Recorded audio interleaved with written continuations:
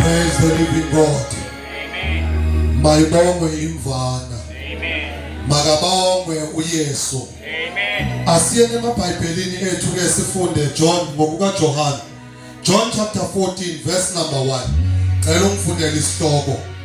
John chapter 14 verse number 1. Umnike ngasebenzi my bishop. Elisa uvalelisa abafundi bakhe. I'm not saying ku wrong bazalwane. Ngoba thina bazalwane le ncwadi le sisebenzisa la kushonwe khona. Amen. La kufiwe khona la kubhujwe khona umfundisi. Sisebenzisa le ncwadi le.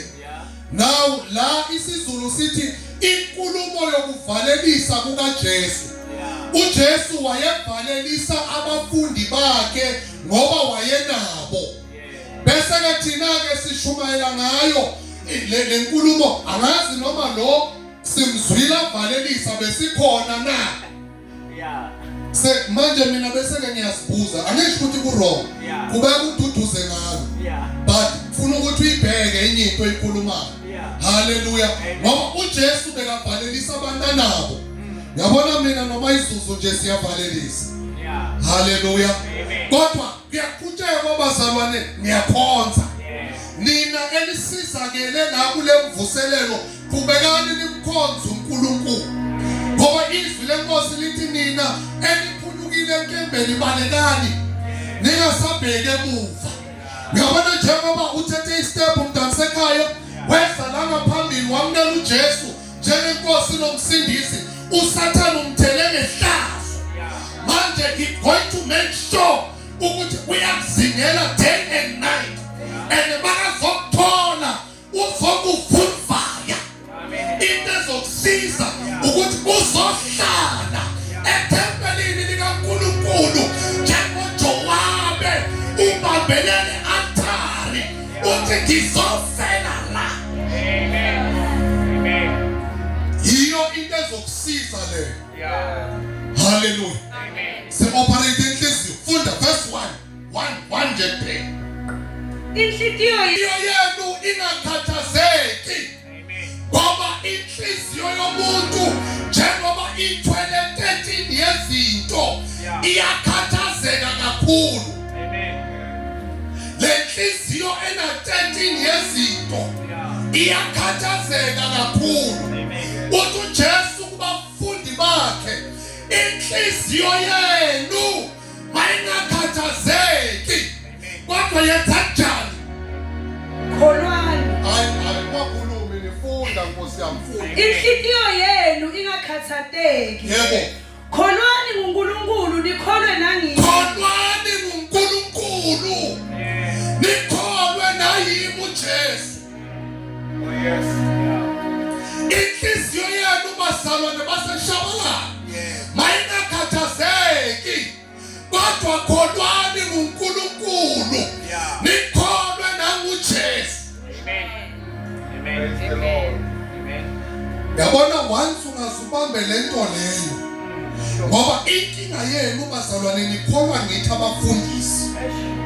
Kanti uthi obhalayo nazi ukuthi na zona lezo zinhlupheko zehlela abazalwane benu abasezweni. Into elibaza abazalwane ilokholwa abafundisi. Ungikhululile umfundisi ngemzwile ngolosithathu. That's why mina vele ngiyashumayela nje.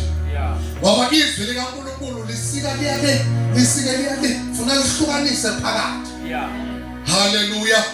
Kholwani nguNkulunkulu nikholwe nanguJesu. Funda Marko chapter 7 verse number 21. Sizothola lezinto ezintetini ke. Namhlanje imvuselelo njengoba ivalo bazalwane uNkulunkulu ufuna asebenze ngamandla kule ndawo. Angizokuchumayela isikhathi eside. Funda ke verse 21. Ngokuba ngaphakathi enhlizweni yabantu. Kuphi? Enhlizweni yabantu. Qala kuphi? Mina ngibuza ukuthi kuphi? Ngaphakathi, angithi usho njalo. Funda kahle iBhayibheli. Funda. Ngokuba ngaphakathi enhlizweni yabantu. Kuphi? Kuphuma imicabango emibi. Man, iphuma kuphi? Ngaphakathi. Ngaphakathi kuphi? Enhlizweni. Ngaphakathi kuphi bazalwane? Enhlizweni ngaphakathi. Ngokuba ngaphakathi enhlizweni yomuntu noma yabantu zikhona izinto eziphumayo noma ezitholakalayo eziwu-13 lezinto lezo. That is why uJesu athi inhliziyo yenu mayingakhathazeki, kholwani nguNkulunkulu nikholwe naye uJesu. Mama mvulele Matthew chapter 11 uzofunda u29. Qhubeka ma, funda ke qala phansi 21. Ngokuba ngaphakathi enhlizweni Right. yabantu. Lezi zinto eziyi-21 bazalwane angeke ngizichaze. Kodwa ke sizosifunda. Right. Yes, hamba. Ngokuba ngaphakathi enhlizweni yabantu. Yebo. Kuphuma imicabango emibi. One, imicabango emibi iphuma enhlizweni lemicabango ayisuke engqondweni. Iphuma phakathi kwenhliziyo. Yabona namhlanje ngizokunikeza isifundo free of charge. Amen. Ukuthi manje nalento bokuyikhuluma wrong. Uthi hayi konke kusuke emehlweni kusuke engqondweni. Nayi engine la. Amen. Nayi engine yazo ubona umuntu enza into wrong le ngaphandle isuka la enhlizweni. Athi uJeremiya ngiphi inhliziyo engumkhohlisi ubani ongayazi. Kodwa makabonge uJesu. That is why akade ukuzohlala la. Kule nhliziyo ukuze azoyipenetrate, azokwazi ukuyi-operate. Niyakwazi ukusila ukusila. uJesu uyayenza ke le nhliziyo, uyayisila le nhliziyo. Le 13 yezinto uJesu uyazidestroya. Uma nje umamukela uJesu njengenkosi nomsindisi yasifunda kabanzi ngokuba Ngaphakathi enhlizweni yebo kuphuma imicabango one imicabango emibi. Yes.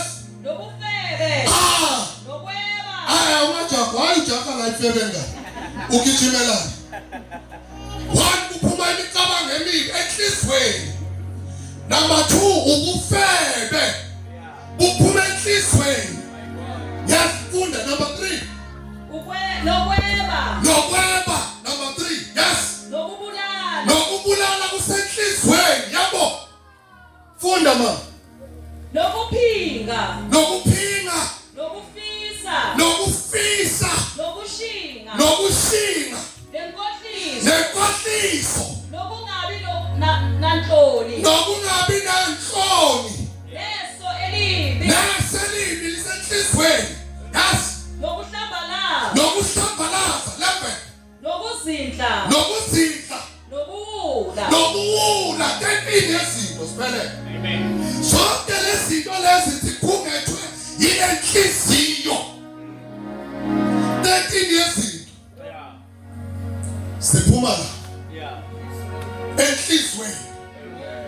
Now uthi uJesu inhliziyo yenu mayingakhathazeki. Yes. Kholwani nguNkulunkulu. Nikholwe naye uJesu. Yes, 29 funda. Sizwe. Bekani lijoka lami etukweni. Bekani lijoka lakho uJesu phezu kwenu. Nifundzekile. Bese ke niyafunda kuye. Ngoba mina ngimnene. Ngithobekile ngenhliziyo. Lapho ngithobekile ngenhliziyo. Amen. Nayi solution. Yes. Nali khambe entambama. Nathi khambi imvuselelo isaphela. Ikhambi nalenhliziyo uJesu. Alikho elinye ikhambi ngaphandle kwakhe uJesu. Lezinto eziwu-13 zikhona phakathi kwakho. Wena uyafuna awufuni zikhona.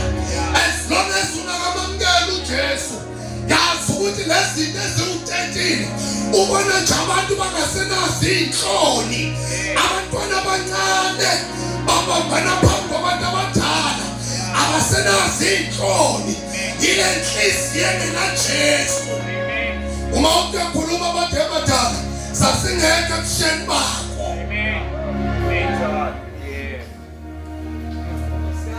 Yabona umntwana omncane uyamazi umuntu ofile. Umntwana omncane umfundisi uyamazi umuntu ofile. Uza kutshela nje ngibonile bamgwaza ulele phansi wafa. Wazibani ukuthi ufile? Ngibonile uvula amehlo ofuvala amehlo ufile. Sasingayazi thina lento le ekhuleni kwethu. Sasingayazi bakukhoza mphathi wami. Thina ekhuleni kwethu bazalwane ngokuthi nje ungezwa kuthiwa lapha kunesifo noma wayibonela nje isafasi ihambela uhlala phansi. Ngoba kunenhlonipho ngaleso sikhathi. Kodwa kuneyinsuku kulesi sizukulwane. Lezinto eziwu-13 zihlezi kule generation. Izinhloni abasenazo. Abobaba abadala athandane nomntwana ongange-last born yakhe. Hayi ongange-first born yakhe. Ongange-last born yakhe. Abize baby. Angazi noma naye lo mntwana usuke amisinterpretele egama elithi baby. Mhlawumbe lo baba uyishona ibaby yengane. Yena cabanga ukuthi kushiwo ubaby lo angazi nedla. Kodwa kulo baba lo kunalento ukuthi akasenawo amahloni. Ezinto eziwu-13 zingakuye. Omunye uhlutshwa yiso elibi makhelwane. Omunye uhlutshwa ufisa. Ukufisa kwakhe akusekuhle. Ukufisa kabi. Abafana nobakhoza. Bakhoza semzwile izolo la kuphethwe istress akekho right. Ngomakhelwane wakho uyagula. So yena makangekho right, automatically the family yakhe ayikho right. Uyabona ukuthi ufisela umakhelwane into enhle. Kodwa abanye bafisa izinto ezimbi.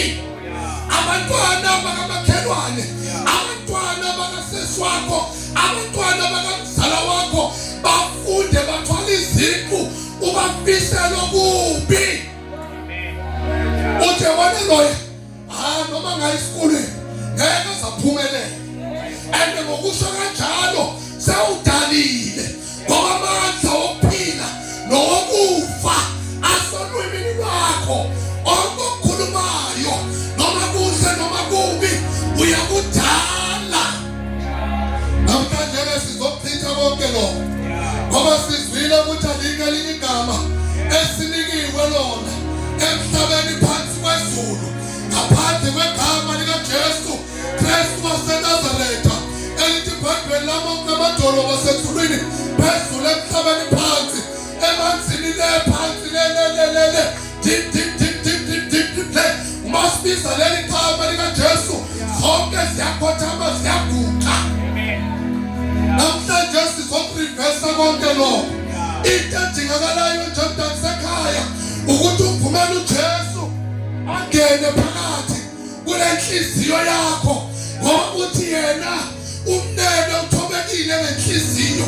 That is why afuna uJesu athi salini kimi nina bonke elikhathelene nisidwayo mina ngizoniphumuza. Bekani ijobo lami phezu kwenu nifunde kimi nomthwalo wami ngawusindi futhi kawunzima ulula.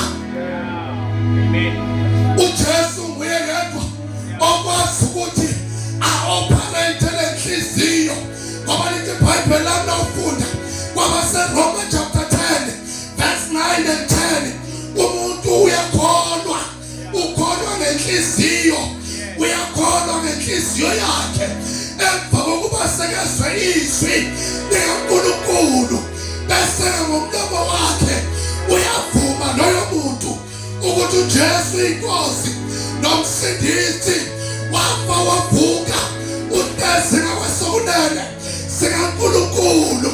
Uyasinxusela emazalwane yasinxusela uJesu lalela ngitshela ayikho enye into uJesu ayaziyo njengoba edukela kubaba ezulwini noma yenzayo ngaphandle nje kokusiqusela uJesu athi baba shwele Thixo shwele iba nomusa phezu kwakhe iba nomusa emndenini wakhe ngoba kwesonene sikaNkulunkulu. Amen. Lezinto ezu-13 bese ke ngithi bonus Yeah. ngale nhliziyo ekhathazekayo yiyo le ebambe impumelelo yakho. Yeah. Amen. Yabona ukulalisa abafundisi ukuthandaza nokufasta bona bathandaze banokukholwa